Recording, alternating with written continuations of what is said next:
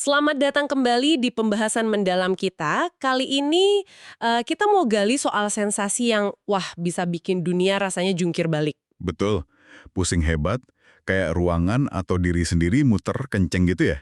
Iya, itu dia. Kita fokus ke satu kondisi spesifik nih, vertigo, khususnya yang jenis BPPV. Yap, sumber kita kali ini dari diskusi kesehatan ruang terapi Gilang Satria. Ada perspektif praktisi fisioterapi di sana. Oke. Jadi tujuan kita mau bongkar infonya, apa sih BPPV itu, kenapa bisa kejadian, dan yang penting langkah praktisnya gimana menurut ahli di sana. Menarik banget nih, soalnya banyak yang mikir kalau pusing hebat gitu pasti urusannya sama tensi tinggi atau otak gitu kan? Nah, itu dia. Justru dari materi ini kayaknya penjelasannya lebih fisik ya, lebih mekanis. Mekanis. Iya, itu mungkin yang agak bikin kaget ya dari pembahasan ini. Seringkali sensasi muter yang bikin bingung itu akarnya ya masalah fisik aja. Kayak ada kerikil kecil gitu, kristal, yang salah posisi di telinga kita. Oh. Dan solusinya pun seringnya ya fisik juga, gerakan gitu. Nanti kita bedah deh. Oke, oke. Tapi sebelum ke kristalnya SAR itu, kita pastiin dulu nih, vertigo ini beda kan ya sama pusing biasa, yang kepala enteng gitu. Beda banget, jelas beda. Kalau pusing biasa kan rasanya kayak ringan, mau pingsan, atau goyang aja. Heeh. Tapi vertigo, nah ini ciri khasnya. Sensasi muter. Bisa ngerasa diri sendiri yang muter, atau malah sekelilingnya yang kayak naik komedi puter, padahal diam aja. Waduh. Itu ilusi gerakan yang kuat. Sering juga ada mualnya, atau jadi susah seimbang. BBPV. Tadi udah disebut, bisa diulang kepanjangannya biar lebih nempel? Oke, BBPV itu Benign Paroxysmal Positional Vertigo. Kita coba pecah ya. Boleh. Benign itu artinya jinak. Jadi ini bukan penyakit bahaya, nggak ngancam nyawa.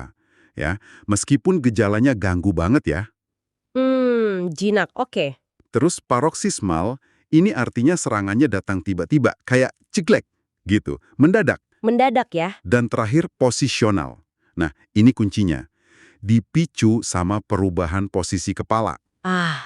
Posisi kepala. Jadi gampangnya, vertigo jinak datangnya tiba-tiba gara-gara gerakan kepala. Di diskusi itu, Gilang Satria bilang ini kasus yang sering banget dia tangani. Oke, benign, jinak, paroxysmal tiba-tiba, Mm-mm. positional karena posisi kepala, vertigo. Sip, jadi nggak bahaya, datangnya ngagetin, pemicunya gerakan kepala, tapi kok bisa ya gerakan kepala kayak nengok atau bangun tidur gitu bikin sensasi sehebat itu? Di sini kristal tadi perannya. Persis. Di sini penjelasan mekanisnya jadi, wah menarik banget. Jadi gini, di telinga bagian dalam kita, itu ada sistem keseimbangan yang rumit. Oke. Nah, bagian dari sistem itu ada kristal-kristal kalsium karbonat, kecil banget. Namanya otokonia, kadang disebut juga otolit. Otokonia. Normalnya, kristal ini nempel di semacam membran gitu, di bagian telinga dalam namanya utriculus sama sacculus. Fungsinya itu kayak sensor gravitasi. Sensor gravitasi di telinga. Ya, buat ngasih tahu otak posisi kepala kita gimana terhadap gravitasi, lagi tegak, miring, atau kebalik. Sama juga buat deteksi gerakan lurus, maju mundur, naik turun. Tunggu. Jadi beneran ada kayak pasir kristal gitu di telinga kita buat sensor. Agak aneh ya kedengerannya. Iya sih, kedengerannya gitu. Tapi ini beneran anatomi tubuh kita. Nah, kalau BPPV, masalah utamanya itu beberapa kristal otokonia ini copot, lepas dari tempatnya nempel. Copot. Ibaratnya kayak lem yang nahan itu udah nggak kuat lagi. Terus lepasnya kemana? Ngambang gitu aja? Nah, kristal yang lepas ini bisa nyasar masuk ke salah satu dari 3 saluran bentuknya kayak setengah lingkaran, semicircular canals. Itu juga ada di telinga dalam, deketan sama utriculus tadi. Saluran setengah lingkaran. Saluran ini normalnya isinya cairan, fungsinya buat deteksi gerakan muter, gerakan rotasi kepala, kayak pas kita geleng-geleng atau manggut-manggut. Mulai kebayang nih. Jadi ada benda padat kecil, si kristal itu, masuk ke saluran yang isinya cairan. Dan harusnya cuma respons ke gerakan cairan gara-gara kepala muter. Tepat, itu dia masalahnya. Akibatnya, pas Anda gerakin kepala dengan cara tertentu, yang ada perubahan posisi terhadap gravitasi. Contohnya? Contoh paling umum, ya, pas guling-guling di kasur, bangun tidur, dongak ke atas, misalnya pas keramas di salon, atau lihat rak tinggi, atau pas nunduk. Oke. Nah, pas gerak gitu, kristal yang nyasar di saluran setengah lingkaran tadi itu ikut gerak juga ke bawah gaya gravitasi. Kayak ada kerikil di dalam selang air, kalau selangnya dimiringin, kerikilnya ikut geser gitu ya? Analogi bagus itu. Pas kristal ini gerak, dia dorong cairan di dalam saluran itu. Cairan gerak, terus ngerangsang sel-sel rambut halus di ujung saluran. Sensornya lah itu. Sel rambut ini terus kirim sinyal ke otak. Iya, tapi sinyalnya jadi salah. Salah gimana? Sinyal yang dikirim itu bilang kalau kepala lagi muter kenceng banget. Sesuai fungsi asli saluran itu kan deteksi putaran. Padahal mungkin Anda cuma gerakin kepala dikit aja. Oh, Otak jadi bingung kan? Terima sinyal muter hebat dari telinga yang bermasalah, tapi mungkin telinga satunya atau mata Anda ngasih sinyal kalau geraknya dikit atau malah diam. Nah, konflik sinyal ini yang bikin sensasi muter dahsyat itu vertigo BPPV. wow. Logis banget penjelasannya, tapi ya itu tadi, kaget juga karena bukan sederhana sih, tapi semekanis itu ya. Apa sih yang bisa bikin kristal ini lepas? Kejedot gitu? Atau ada faktor lain? Di diskusi sumber kita itu disebutin beberapa kemungkinan. Cedera kepala, iya. Bahkan yang enteng pun bisa. Oh ya? Neuritis vestibular. Faktor usia juga bisa. Makin tua, struktur di telinga bisa agak rapuh ya, lemnya itu tadi. Jadi otokonia gampang lepas. Karena usia. Tapi, yang menarik nih, sering juga nggak ketahuan penyebab jelasnya apa, tiba-tiba lepas aja gitu.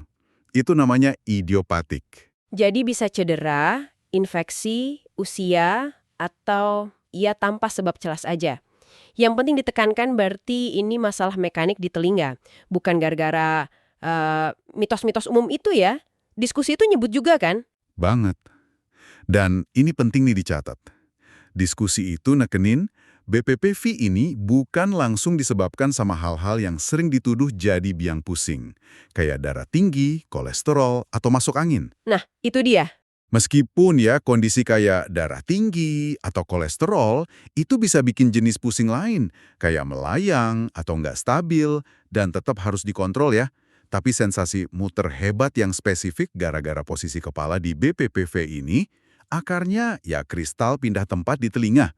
Beda, harus dibedain biar nanganinya pas. Oke, ini ngebantu banget buat paham bedanya. Nah, sekarang coba bayangin nih, kita lagi kena serangan vertigo ini. Dunia muter gitu. Pasti panik banget kan, takut. Langkah pertama paling penting apa kata ahli di diskusi itu? Rekomendasi nomor 1, jangan panik. Jangan panik. Panik malah bikin tambah parah rasanya, susah mikir jernih. Terus, langkah krusial berikutnya, cepat cari posisi aman biar nggak jatuh. Soalnya pas serangan, keseimbangan bisa hilang banget. Posisi aman tuh gimana? Duduk? Tiduran? Langsung duduk aja di lantai atau kursi paling dekat. Kalau bisa dan lebih enak, ya tiduran pelan-pelan. Intinya cari posisi di mana rasa muternya paling nggak parah, paling bisa ditahan. Oke. Tiap orang mungkin beda posisi nyamannya. Yang jelas, jangan maksa berdiri atau jalan pas lagi parah-parahnya. Risiko jatuhnya itu loh. Ada tips lain pas lagi diserang gitu? Misal mata mending dibuka atau ditutup? Ahli di diskusi itu nyebutin, kadang-kadang minjemin mata bisa sedikit bantu ngurangin sensasi muternya. Oh ya? Kenapa gitu? Karena mata kan ngasih info visual. Kalau mata lihat ruangan diem, tapi telinga kirim sinyal muter, otaknya makin bingung. Nah, kalau mata ditutup, salah satu info yang konflik itu hilang. Tapi ini ya bantu dikit aja ya, utamanya tetap cari posisi aman dulu. Sip. Jadi jangan panik, cari aman, coba tutup mata. Oke, nah kalau serangan udah agak reda, atau kalau BPPV ini kambuhan, penanganan utamanya gimana? Diskusi itu kan bilang bukan obat ya utamanya. Betul banget. Nah, ini nyambung lagi ke masalah mekanik tadi. Karena sebabnya kristal salah tempat, ya solusinya juga mekanik atau fisik. Fisik? Maksudnya? Tujuannya itu, kita lakuin serangkaian gerakan kepala sama badan yang spesifik, udah ada aturannya, buat ngarahin kristal yang lepas itu keluar dari saluran setengah lingkaran tadi, balik lagi ke rumahnya, ke utrikulus. Biar nggak bikin masalah lagi di sana. Gerakan fisik buat mindahin kristal. Logis sih. Ada nama khususnya nggak manuver ini? Ada beberapa macam sih, tapi yang paling terkenal, paling sering dipakai, paling efektif buat BPPV tipe yang umum, yang kena saluran posterior, dan dibahas di sumber kita itu, namanya manuver Epley. Manuver Epley? Iya, dari nama Dr. John Epley yang nemuin dan ngenalin manuver ini. Oke, manuver Epley. Ini bisa dilakuin sendiri di rumah atau harus dibantu orang ahli? Nah, ini penting nih. Diskusi itu bilang, manuver ini bisa aja dipelajari dan dilakuin sendiri di rumah. Tapi, Tapi, ada penekanan banget. Sangat disaranin, apalagi buat mastiin diagnosis awal, sama pas nyoba pertama kali, itu dibimbing atau diawasin sama tenaga kesehatan yang udah terlatih. Kayak dokter THT, dokter saraf, atau fisioterapis khusus vestibular. kenapa harus gitu? Kenapa nggak langsung coba sendiri aja? Ada beberapa alasan bagus. Pertama, ya buat mastiin diagnosisnya beneran BPPV, bukan sebab vertigo lain yang penanganannya beda total. Oke, make sense. Kedua, buat nentuin telinga mana yang masalah, kanan atau kiri. Terus saluran mana yang kena. Soalnya arah gerakannya nanti beda tergantung ini. Oh, arahnya ngaruh ya? Ngaruh banget. Ketiga, biar gerakannya bener, urutannya pas, biar efektif. Keempat, pas manuver ini dilakuin, bisa aja malah micu vertigo sementara. Jadi kalau pertama kali ditemenin ahli, kan lebih tenang. Bener juga. Nah, kalau udah dipastiin BPPV, udah diajarin caranya sama ahlinya, baru deh mungkin lebih aman buat nyoba sendiri kalau misalnya kambuh lagi. Oke deh, jelas banget pentingnya ada panduan awal. Tapi nih, biar kita sama-sama kebayang, coba kita urai langkah manuver Epley ini. Berdasarkan deskripsi di diskusi itu ya, anggap aja misal masalahnya di telinga kanan. Gimana tuh kira-kira? Oke, kita coba ikutin ya. Asumsinya BPPV kanan, saluran posterior, yang paling umum. Duduk tegak di tengah kasur, kaki lurus aja ke depan.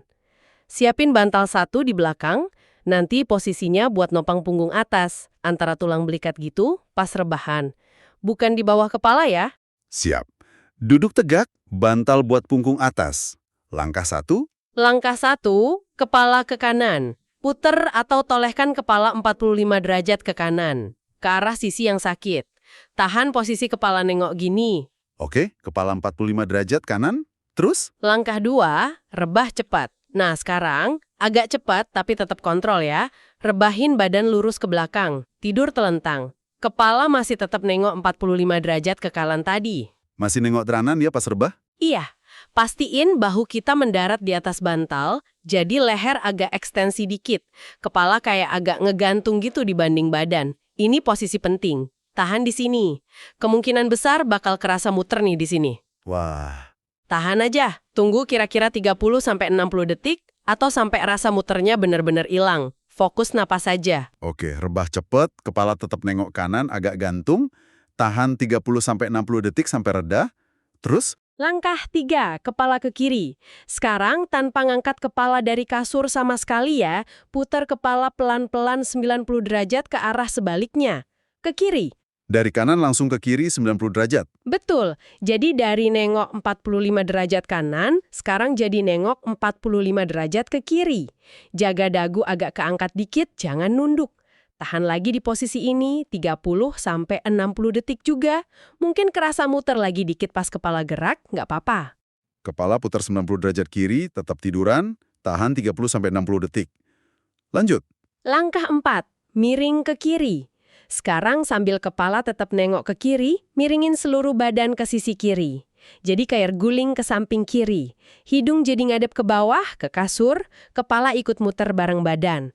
Tahan lagi posisi miring ini 30-60 detik. Guling ke kiri sampai ngadep kasur, tahan 30-60 detik. Udah mau selesai nih. Langkah 5, kembali duduk. Terakhir, pelan-pelan ayunkan kaki turun dari pinggir kasur, terus pakai bantuan tangan buat dorong badan balik ke posisi duduk tegak. Usahain pas bangun ini kepala sejajar badan aja, jangan nunduk atau dongak tiba-tiba. Duduk dulu bentar di pinggir kasur sebelum berdiri. Selesai. Jadi intinya tuh serangkaian gerakan kepala sama badan yang udah diatur ya. Sambil tiduran, manfaatin gravitasi buat mindahin si kristal itu pelan-pelan keluar dari saluran yang salah, balik ke kantong utriculus tadi. Nah, itu dia. Anda nangkep banget esensinya. Tiap posisi sama durasi nahan itu emang dirancang biar kristalnya punya waktu buat ngendap ke posisi berikutnya di jalur keluarnya. Setelah berhasil nih manuvernya, vertigo reda, ada pantangan khusus nggak? Atau anjuran gitu? Ada. Diskusi itu ngasih beberapa saran penting setelah manuvernya berhasil. Selama 1 sampai 2 hari setelahnya, disaranin buat hindari gerakan kepala yang ekstrim. Ekstrim gimana? Ya, jangan nunduk dalam-dalam kayak pas ngiket tali sepatu gitu. Mending kakinya naikin ke kursi. Jangan dongak tinggi-tinggi juga, lihat rak atas gitu. Hindarin juga gerakan kepala yang cepet atau nyentak. Oke, terus? 2, pas tidur, usahain posisi kepala agak tinggian dikit dari badan. Bisa pakai 2-3 bantal atau kalau punya kursi yang bisa direbahin, recliner itu juga bagus. Tujuannya biar kristal yang baru pulang itu nggak nyasar lagi gara-gara posisi tidur. Masuk akal. Ada lagi? 1 lagi, hindari tidur miring ke sisi telinga yang baru diterapi tadi. Ya, minimal buat malam pertama lah. Oke, sip. Jadi ini kayak ngasih waktu si kristal biar mapan gitu ya di tempat barunya. Kalau kita tarik benang merahnya nih dari diskusi ini, BPVV itu ya gangguan mekanik aja di telinga dalam, bukan penyakit sistemik yang gimana gitu ya. Persis. Dan karena mekanik, ya solusi utamanya juga fisik. Manuver reposisi kayak Epli tadi. Peran obat kayak yang disinggung di diskusi itu lebih buat ngurangin gejala aja pas serangan akut. Ngurangin mual hebat atau cemasnya. Tapi nggak nyembuhin akar masalah kristal pindahnya itu. Wah, ini ngasih harapan banget sih ya, mengetahui ada solusi fisik yang bisa dilakuin gitu. Iya kan? Memperdayakan banget rasanya. Artinya, jadi penting banget buat ngenalin polanya. Kalau pusingnya selalu muter, terus jelas banget pemicunya gara-gara ubah posisi kepala tertentu, bangun tidur, dongak, guling, nah, gede kemungkinannya itu BPPV. Tapi kan bisa aja ada kondisi lain yang mirip-mirip gejalanya.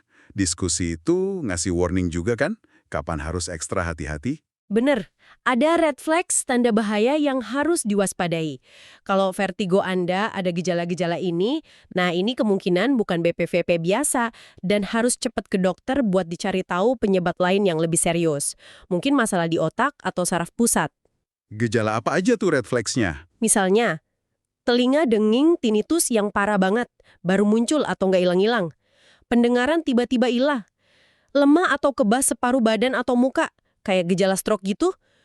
Ngomong jadi pelo atau susah nelen tiba-tiba. Penglihatan jadi double atau kabur yang aneh. Sakit kepala hebat yang beda dari biasanya. Jalan jadi susah banget atau koordinasinya kacau, ataksia, bahkan pas lagi nggak muter. Oke, ini daftar penting buat diingat nih. Jadi kalau cuma muter karena posisi, kemungkinan besar BPVP. Bisa cuma manuver. Tapi kalau ada gejala tambahan dari daftar tadi, wajib ke dokter segera. Tepat sekali. Diagnosis akurat itu kunci pertamanya. Oke, jadi rangkuman dari kita ngulik materi diskusi Gilang Satria ini, BPPV itu masalah mekanis, kristal otokonia yang jalan-jalan ke tempat salah di telinga dalam. Kabar baiknya, ini jinak, nggak bahaya, dan sering banget bisa diatasi pakai gerakan fisik kayak manuver Epli. Jadi nggak perlu terlalu tergantung obat buat kondisi ini. Kuncinya, kenali polanya, jangan panik, tapi tetap waspada sama tanda bahaya tadi. Pas banget rangkumannya. Semoga pemahaman ini bisa ngasih perspektif baru ya. Mungkin juga sedikit ketenangan buat Anda yang pernah atau lagi ngalamin sensasi dunia muter ini. Tahu kalau ada penjelasan mekanisnya, ada solusi fisiknya, itu bisa banget ngurangin cemas dan bikin kita lebih proaktif cari penanganan yang pas. Benar-benar ngubah cara pandang sini. Dari sesuatu yang rasanya kacau banget, ternyata ada penjelasan fisika sederhana di baliknya ya. Gravitasi, benda kecil pindah tempat. Iya kan? Dan ini mungkin bisa jadi bahan pikiran menarik buat Anda bawa pulang nih. Seberapa banyak lagi ya kondisi atau rasa nggak nyaman di badan kita yang mungkin akarnya tuh mekanis kayak gini. Atau terkait desain fungsi tubuh yang belum kita paham betul. Kalau kita bisa ngurai mekanisme kayak gini lebih banyak lagi, mungkin kita bisa nemuin cara-cara baru buat jaga kesehatan, ngatasin gangguan, bahkan mungkin benerin sendiri dengan cara yang lebih tepat sasaran. Sesuatu buat direnungkan lebih lanjut mungkin ya.